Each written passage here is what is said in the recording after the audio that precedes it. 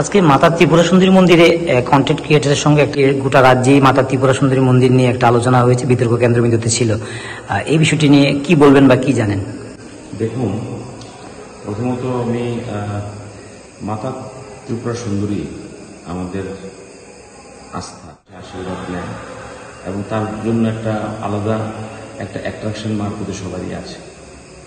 যে এসছে content creator, সে content এখানে ক্রিয়েট করবে, মানুষকে সাহায্য করবে, সেটা তার বিষয়। আবার যে তার বিরোধিতা করেছে, আমি এই সম্পর্কে বলতে চাই না।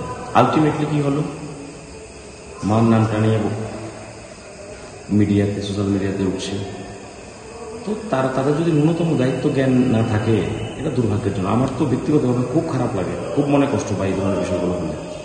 এবং আপনারা দেখবেন অনেক ঘটনা হলে আমি এগুলো নিয়ে কোনো সময় আসি না মিডিয়াতে। তো ডিএম প্রশাসন ট্রাস্টের তরফ থেকে বলা হয়েছে যে মন্দিরে যেন কোনো রিলস না বানানো হয়।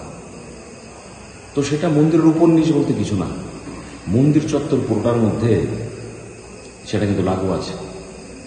দেখবেন কচ্ছপ মার মন্দিরে আমাদের কল্যাণ সাগরে আছে,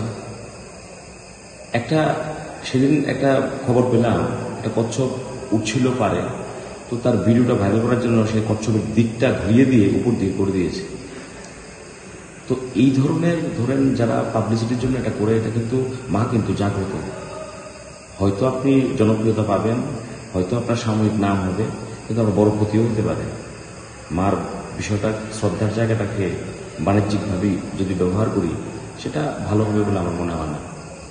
তো আমি আপনাদের মাধ্যমে আমি রাজ্যের সকল শুভবুদ্ধি সম্পন্ন মানুষের কাছে আবেদন জানাবো বিধায়ক হিসাবে, যে মার নাম নিয়ে যেন আগামী দিন এই ধরনের কোনো রকম পরিস্থিতি তৈরি না হয়।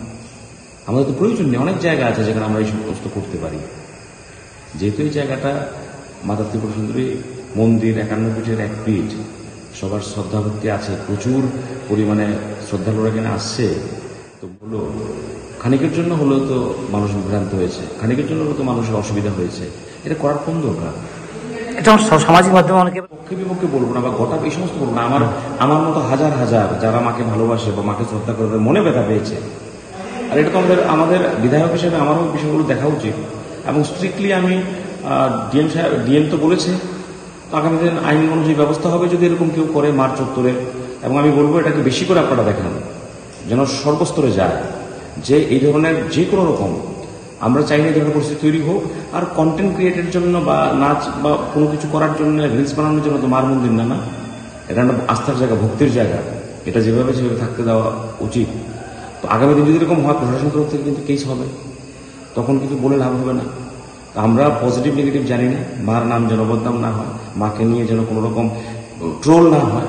ভক্তির জায়গা, সাধনার জায়গা, মানসিক শান্তি পাবার জায়গা, মার কাছে অনেক কিছু আবদারের জায়গা, অনেক কিছু বিসর্জন করার জায়গা। এই জায়গায় এসে যেটা করার সেটা মানুষ করছে, তাদেরকে সেটা করতে দিন। এবং এইভাবে যেন কোনো রকম, আপনাদের মাধ্যমে আমি বলছি, এই ধরনের বিষয়গুলো বন্ধ হয়। পুণ্যার্থীরাও তাহলে বিভ্রান্ত হচ্ছে, জায়গায় জায়গায় বলছে। এখন মন্দির চত্বর বেড়েছে, প্রতিদিন কত লোক আসে আপনারা জানেন।